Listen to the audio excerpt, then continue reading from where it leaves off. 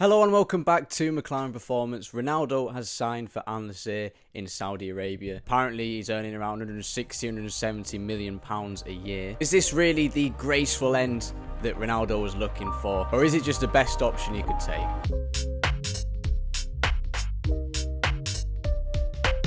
Before I get into everything, I hope everyone had a good Christmas. Hope you had a good New Year as well. I had a good Christmas. Santa was good to me.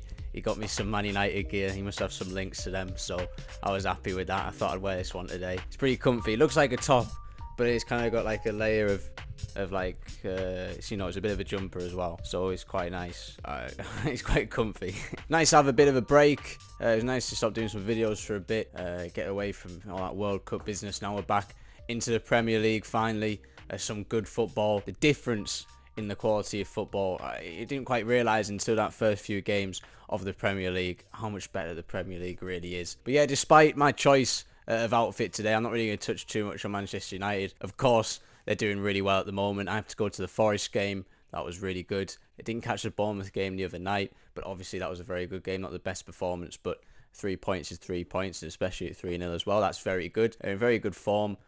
Top four's looking more reachable at the moment. Let's hope that stays the way it is. But yeah, today I wanted to talk about Ronaldo. I didn't really talk about him at the time when he was the only thing that was ever being talked about when he did that Piers Morgan interview. Everywhere you looked, it was all about Ronaldo. And I really didn't care about talking about it because there were so many comments about it already. I didn't think it was that interesting at the time. Now that a bit of time has gone and it's put in the context of him going now to Al Nassr in Saudi Arabia, I think it's quite an interesting thing to talk about, especially off the back of a video I did a while ago, maybe a few months ago now, talking about Ronaldo. The idea of, do you want to look up to the best? Do you want to look up to Ronaldo just because he's the best at what he does? Does that make you a good person? Is that a good role model? Is being successful really the most important thing? I think the conclusion I made from that, you sacrifice a lot of being normal to be the best at what you do, or one of the best. In terms of the interview with Piers Morgan, I did watch it at the time. I don't think there's really that much to say about it other than obviously he's out of order for doing it, but obviously that was his intention. If you look at it from the outside, it seems to be somewhat a plan he had in mind of what he was going to do. He's going to do that interview. He's going to cut ties with Manchester United, going to go to the World Cup. He's going to play really well at the World Cup and then attract offers from Champions League clubs or Europa League clubs or whatever, European clubs, hopefully, get into those teams and carry on his career. But obviously that really didn't go to plan, as he didn't really do so well in the World Cup, kind of showing the same behaviour, being the same player really as he has been at Manchester United, not necessarily starting him for every game there also. So it didn't really go the way he wanted. One interesting thing in that Piers Morgan interview was his discussion on, wanting to end his career in the right way. What was the best way of doing that? Even strangely enough, talking to people like Jordan Peterson, a psychologist, a clinical psychologist, talking about how he wanted to end his career. It's clearly something that's been on his mind, and obviously, yeah, he's nearing the end of his career, and right now he's somewhat really facing the end of his career. It must be a difficult thing to do, and it was obviously a difficult thing for him to have that mentality, to have that ego, to be the way that you are as Ronaldo, and for your body and your actual abilities to not keep up with that must be difficult. It's obviously not gone the way that he wanted it to. I think ideally he'd want to be with a club that is playing in the Champions League. It seems like this arrangement with Al Nassr in Saudi Arabia seems to be, for him at least, at last resort, the best option out of the ones that he had. I think in that interview that he gave at the club, talking about having offers from different countries like Brazil, like Portugal, like USA, I don't think he's really lying there. He probably did, but it sounds like, those clubs, did they really offer Champions League football, Europa League football even? And with that was the Saudi Arabia offer probably the best one out of the bunch. There was some insinuation that actually this deal that he'd made had a clause in it that meant that he could join Newcastle United and then play Champions League football, but as more kind of comes out about that, it doesn't really seem to be true, especially when Ronaldo says, he's done with European football, he's done everything he can do, which is understandable. To be fair, he probably has done everything that is possible to win. The only thing he hasn't really got is the World Cup. Obviously that is a large part of where it's gone wrong for Ronaldo. It's quite sad really to see that people talk about Messi being the best, and really they used to talk about Messi and Ronaldo, and now it seems to be more about Messi than it does Ronaldo. I don't know how long that will stay for, and whether that debate will come back. Interestingly as well, and I know it's only been, I think, only 2 games now since Ronaldo's left, but obviously Man United are playing well without him. You don't need me to say that. I think it's pretty obvious just looking from the outside. The team certainly looks more cohesive and definitely doesn't have that drama that it did before with Ronaldo being there. It's a situation anyway that Saudi Arabia have clearly really benefited from. I could almost do another video, another episode just on Saudi Arabia and their relationship with football at the moment. Their ownership of Newcastle United, and now their relationship with Ronaldo also. Their national team not doing fantastic in the World Cup, but I really like the way they were playing. Really possession-based, short passes, nice short passes, and beating Argentina, doing incredibly well there, which I think they mentioned in that press conference that they gave. I think I would mention that as much as possible if I did that as well. So it is quite interesting just reading into that, the increase in relationship of Saudi Arabia just with sport in general, with sports like boxing, like football, golf, everything like that. A part of Ronaldo being a part of Al Nassr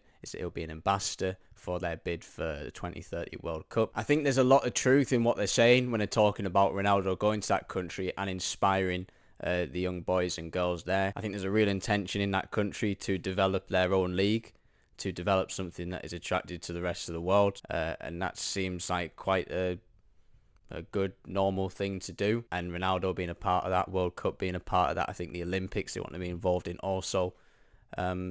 I don't really criticise it. I think it's a good thing. I think if this Ronaldo move is representative of anything, aside from the gossip, I think it's evidence of the world of football just really expanding to all areas of the world. Having it Qatar, a lot of Saudi Arabia involvement now, a lot of African countries and nations that performed really well at the World Cup and are clearly developing, and FIFA having a relationship with them. I think Arsene Wenger and people like that trying to implement programs that are developing all these different countries and giving them the infrastructure that they can actually build their own kind of attractive football. For better or for worse, I don't know the political aspect of things, but I think it's somewhat a good thing that the sport is getting to all corners of the world and everybody's getting involved in it. As football gets so big, everybody wants to be a part of it. But going back to Ronaldo, and the question really being, is that the graceful end that he could have had? I think the issue, I hate to be so critical, and you don't know until you know what's really going on, but it seems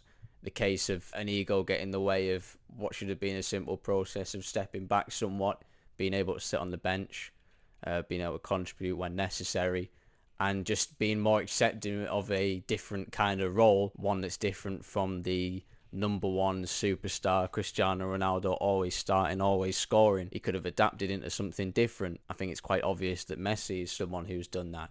The one thing getting really from that Ronaldo Piers Morgan interview is kind of a lot of narcissism and two people that were really very similar. Ronaldo's sitting there with that power stance, Andrew Tate kind of thing that he was doing. Again, what I was talking about in that video, that's the type of person you have to be the best at what you do. And maybe that's somewhat of an interesting contradiction to Messi, who, for the most part, from the outside, doesn't seem to be, that ego-driven, seems to be quite introverted, quite shy, just quite humble. I mean, it's a debate. Do you necessarily need to be that way, that ego-driven, that narcissistic, that superstar kind of personality to be the best at what you do? Or is there a balance, a real kind of humble, humility, acceptance, peace in kind of the process of what you're doing? Haaland, a fantastic example of that. Very humble, very driven, being able to connect and relate with teammates and staff and coaches, and being a fantastic player in large part because of that. I think that's possible. I often talk to athletes about being the best and, being successful.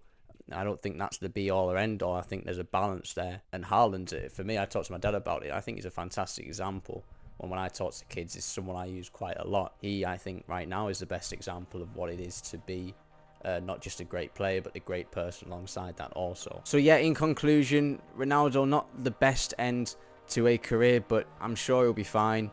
He's earned a lot of money. He got that Bentley for Christmas, I think. So I'm sure he'll be fine doing whatever he's doing. But it is an interesting thing to talk about. It's nothing against him personally or anything else, but what does it mean to be the best, to be a good person, to achieve great things?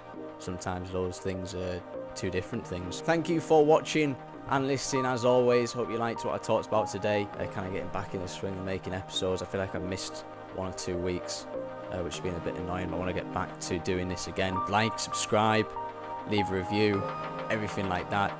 Let me know your thoughts on anything, or your thoughts on Ronaldo also. That would be fantastic. And I will see you again hopefully next week.